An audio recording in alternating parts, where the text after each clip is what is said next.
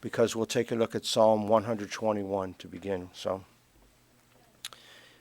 Baruch Dayan Ha'amet, we praise the Judge of Truth.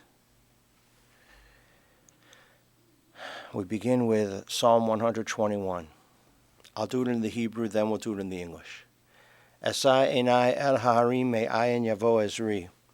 Ezri me'im Adonai, oseh shamayim va'aretz. Al yitein lamot raglecha, al yanum shomrecha.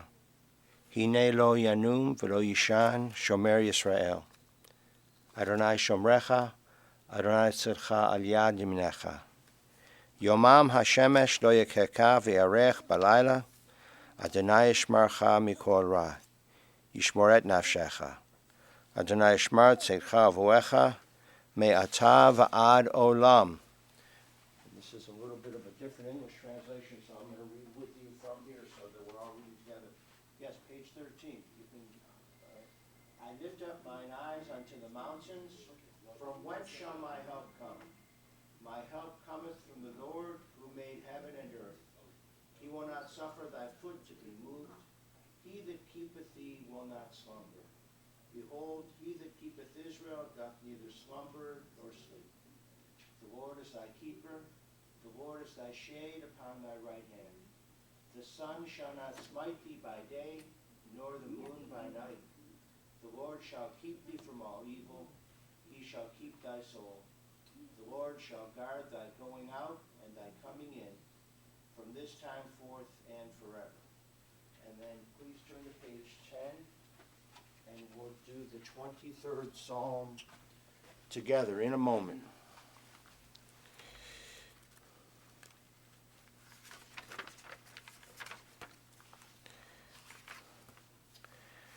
Death has taken our dearly departed Edward Wolfe, our dear Eddie. Friends grieve in their darkened world. In their silence there is lamentation. In their tears there is loneliness. Lost in their sorrow, may they find the presence of loving friends. Hear them, O God, and be with them. For Eddie's love that united many people in life and which death cannot sever. For his companionship that was shared along life's path and which continues through the tenderness of memory. For the gifts of his heart and his mind, which brought joy and brought happiness, and is now a precious remembrance. For all of these and more, we give our thanks to God. It's a time of sadness. It's a time of grief. And so once again, we listen to the voice of our sacred scriptures from Sefer Tehillim, from the book of Psalms. It tells us of our kinship with the Creator, in light as in darkness, in joy as in sorrow, in life as in death. Together let us recite the 23rd Psalm. The Lord is my shepherd, I shall not want. He maketh me to lie down in green pastures. He leadeth me beside the still waters. He restoreth my soul. He guideth me in straight paths for his name's sake. Yea, though I walk through the valley of the shadow of death, I will fear no evil, for thou art with me. Thy rod and thy staff, they comfort me. Thou preparest a table before me in the presence of mine enemies. Thou hast anointed my head with oil. My cup runneth over. Surely goodness and mercy shall follow me all the days of my life, and I shall dwell in the house of the Lord forever. It is a privilege to call forward to say a few words about his uncle. We call forward Bob to speak about his dear uncle for a couple of moments, to pay tribute to him.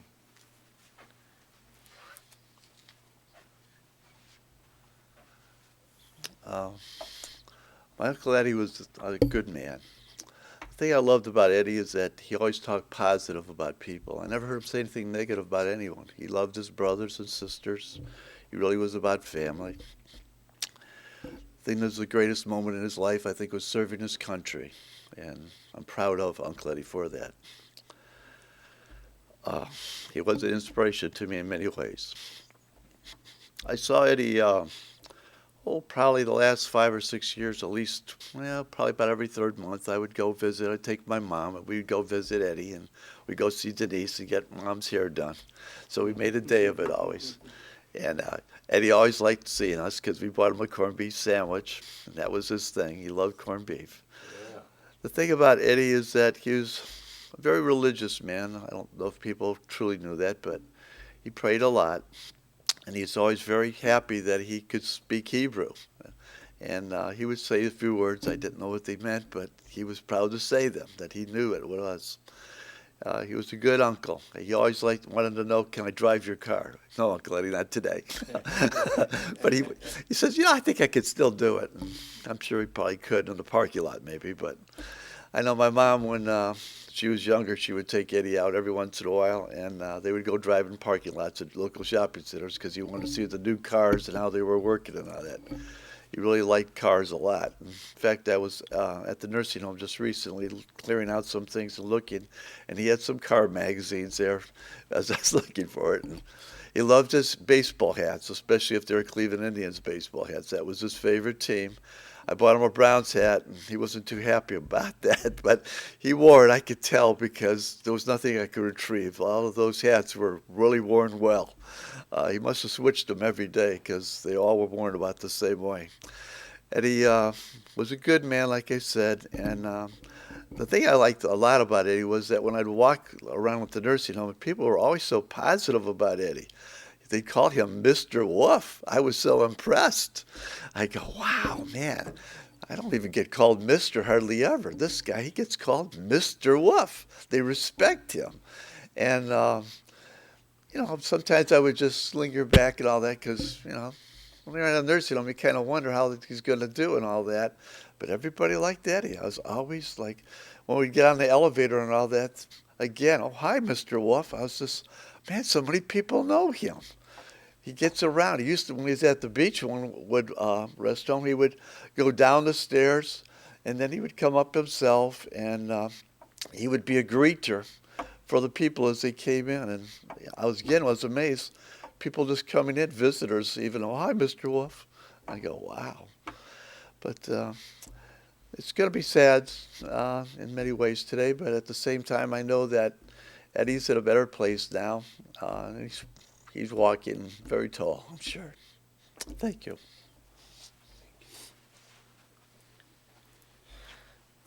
And for those words spoken as a prayer, let us say, Amen.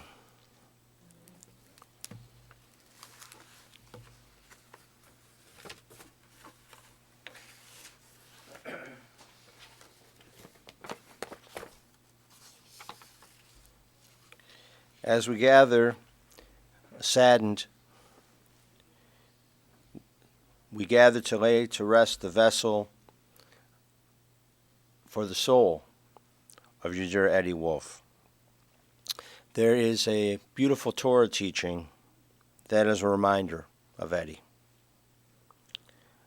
In the beginning of the book of Vayikra, which is the book of Leviticus, in the first sentence,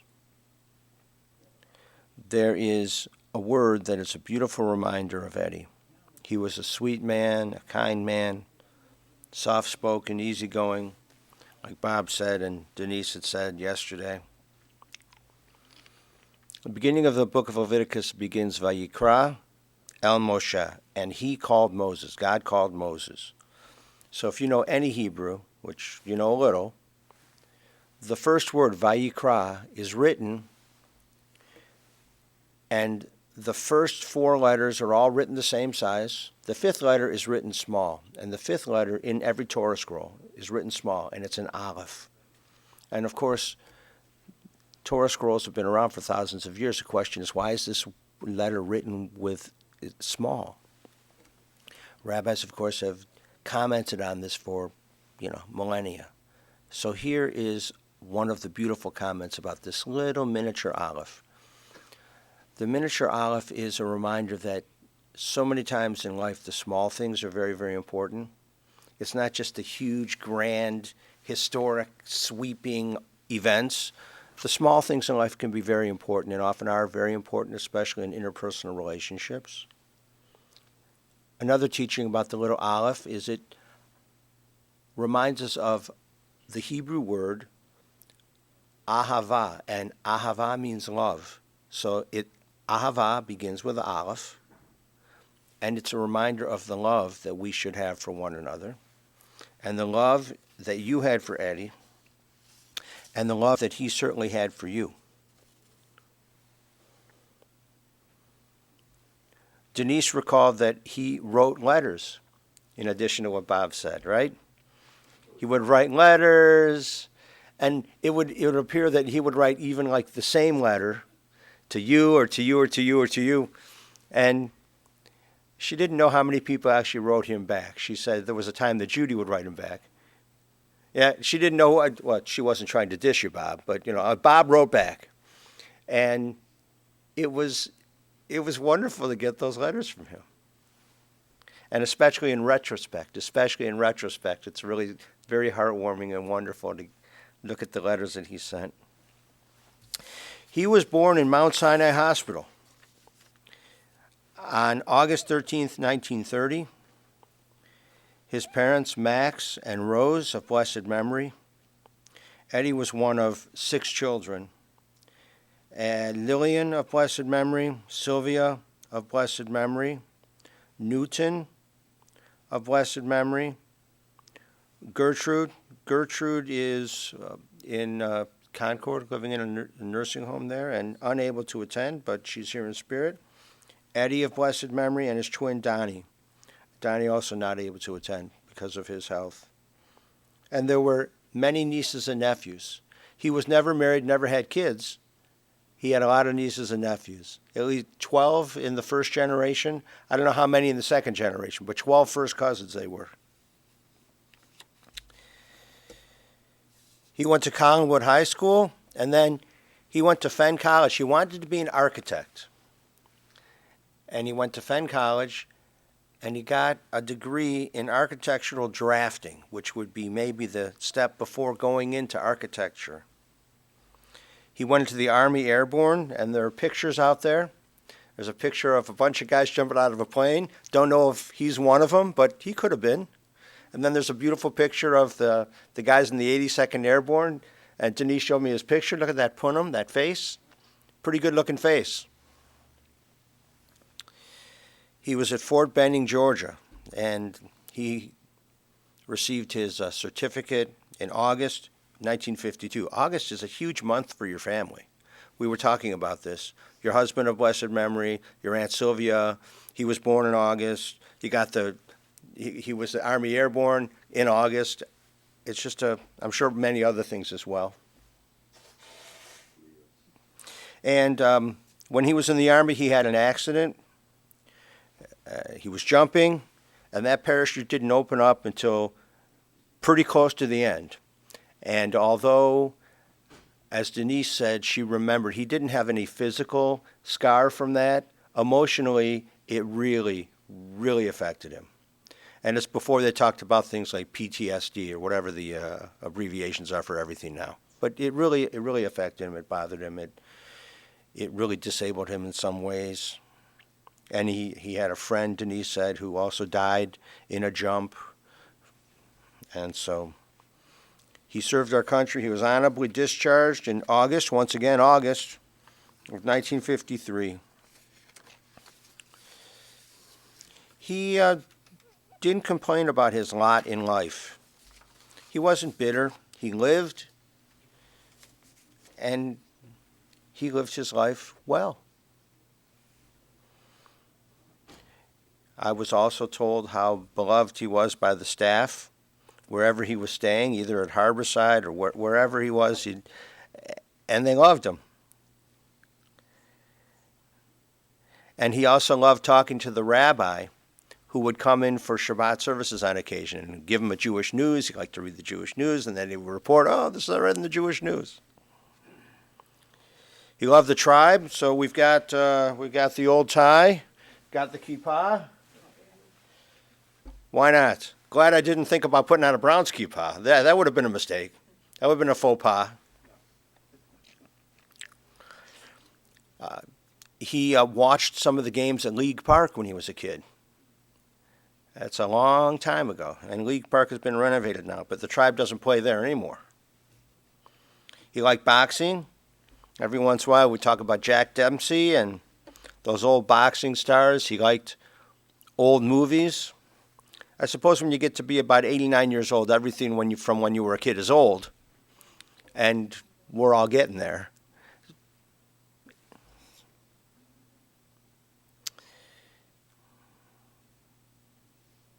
When he was at the nursing home, in addition to the things Bob said, he liked to ask people, where are you from? Or what's your nationality? Where'd your family come from? And in a world where people talk about political correctness, it's garbage. He would ask where people come from because it's fun to find out where people come from, what their language was when they came over, who came over, when they came over. It's not a divisive kind of a thing. It's a way to make a conversation with somebody. Oh, you came from Italy? Oh, I love pasta. Something like that. Who doesn't like pasta?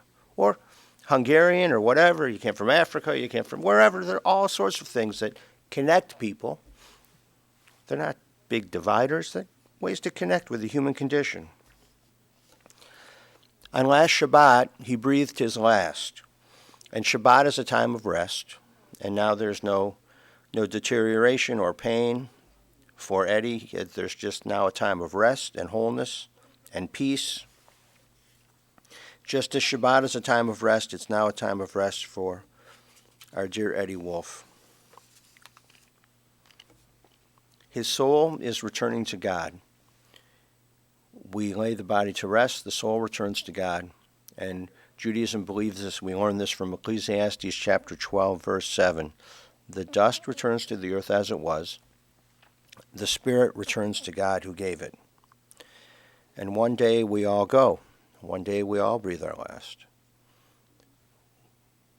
Our prayer and our thought and our belief is that our souls will be together with those of our loved ones. God takes care of the souls of our loved ones. And it's in a time, it's called Olam Haba, the world to come. The world to come is not a place. This is a place. The world to come is a time. It's an eternal time. We are sending along a little old prayer book with Eddie in the casket, because not only is it a mitzvah, a religious obligation to escort the body of your loved one to its final resting place, but also to provide respectful burial for holy books of our tradition. You have many, many thoughts of your dear Eddie. Your thoughts are overflowing. And as you think of him, you should try to be less bitter. I don't know if any of you are bitter, but be less bitter. Maybe write a letter or two. Root for the tribe. Be proud to serve others and serve the country. And do these things in his loving memory. For only through the deeds that we perform can the world be compensated for the loss of this good, decent man. In Yiddish, the word is mensch. Mensch means a decent person. And he really was a mensch. From the first chapter of the book of Job, we conclude, Adonai Natan, v'Adonai Lakach, Yehi Shem Adonai, Muvarach. The Lord hath given, the Lord hath taken away. Blessed be the name of the Lord. Amen.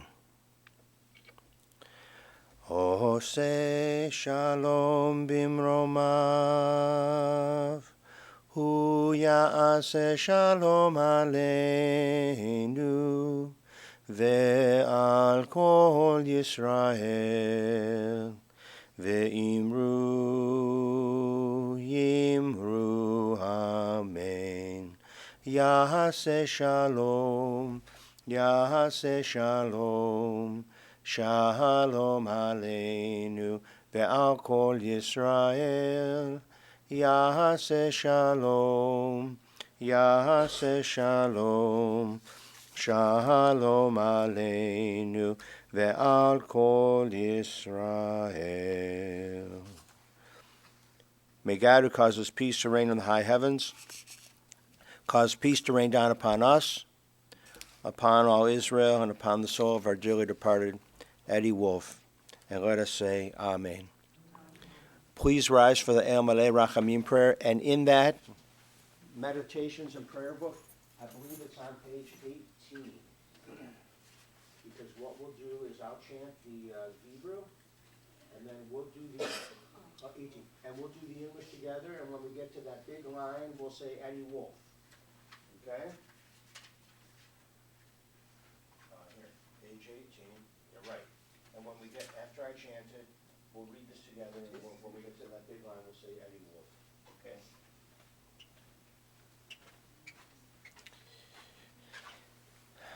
El Maleh Rachamim, Shochein Bamromim, Ametzem Menucha Nechona, Tachat Kanfei Hashchina, Nim Kedoshim U'Tohorim, Kezohar Aki Amazirim, Et Nishmat Eddie Wolf, Shalach Le'olamo, Ba'al Harachamim, Yasti Rehu B'Seiter Kanafav Le'olamim,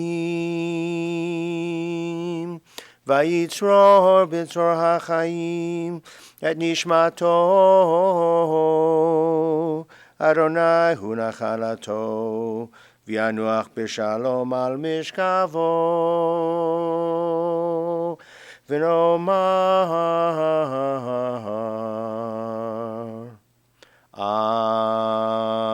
Amen.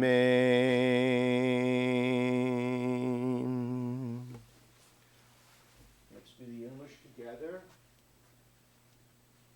O God, full of compassion, thou who dwellest on high, grant perfect rest beneath the sheltering wings of thy presence, among the holy and pure, who shine as the brightness of the firmament, unto the soul of Eddie Wolf, who has gone unto eternity. Lord of mercy, bring him under the cover of thy wings, and let his soul be bound up in the bond of eternal life. Be thou his possession, and may his repose be peace. Amen. Please remain standing and turn to page 6. Got to go backward. Just having a good time with there. We recite the Kaddish prayer in Eddie's loving memory. Page 6 is the transliteration, or page 5 is, I think page 6 is, or page 7 is the transliteration. I don't remember which page. Yitgadal v'yitkadash shemei rabbah, ba'alma divrach irutei v'yamelich malchutei, b'chayechon v'yomechon v'chayei l'chol beit Yisrael, ba'agala v'zman kari v'yimru amen. Yehei shemei rabbah mevarach le'olam u'lomei almaya. Yitbarach v'yishtabach v'yitpa'ar v'yitromam v'yitnaseh v'yitadar v'yitaleh v'yitalal shmei d'kudusha b'richu le'elah min kol berchata v'shirata tush b'chata v'nechamata da'amiran ba'alma v'yimru amen. Yehei shlama rabba min shmaya v'chayim aleinu v'al kol Yisrael v'yimru amen. Oseh shalom b'imromav hu ya'aseh shalom Aleinu v'al kol Yisrael v'yimru amen. Translated. Let the glory of God be extolled. Let his great name be hallowed in the world whose creation he willed. May his kingdom soon prevail in our own day, our own lives, and the life of all Israel, and let us say, Amen. Let his great name be blessed forever and ever. Let the name of the Holy One, blessed be he, be glorified, exalted, and honored, though he is beyond all the praises, songs, and adorations that we can utter, and let us say, Amen.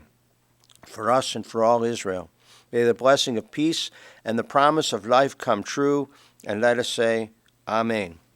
May he who causes peace to reign in the high heavens, let peace descend on us, on all Israel, and all the world, and let us say, Amen. You may be seated. In a moment, the funeral director will come in and will take and the casket will go, and you'll go in procession to Rittman. Unfortunately, I'm not able to make it to Rittman. I was at Rittman a few months ago, not for Eddie, but so I apologize I can't go down today. We're going to say Kaddish for him for the next month, as I was telling Denise, at our synagogue, whether any family members or friends make it or not. Every Friday night at 7:30, we'll do the service, and we'll do Kaddish for him. On Sunday mornings, this Sunday morning, when the kids have religious school, we do a little service at 11:30. The kids need practice in the Kaddish. We'll say Kaddish for Eddie then. And on Wednesday afternoons at Hebrew school, we'll say Kaddish for Eddie then, for a whole month, whenever we have Sunday school and whenever we have Hebrew school, in addition to the Friday nights. So just know that we'll say Kaddish for him. It'll be our privilege to do so.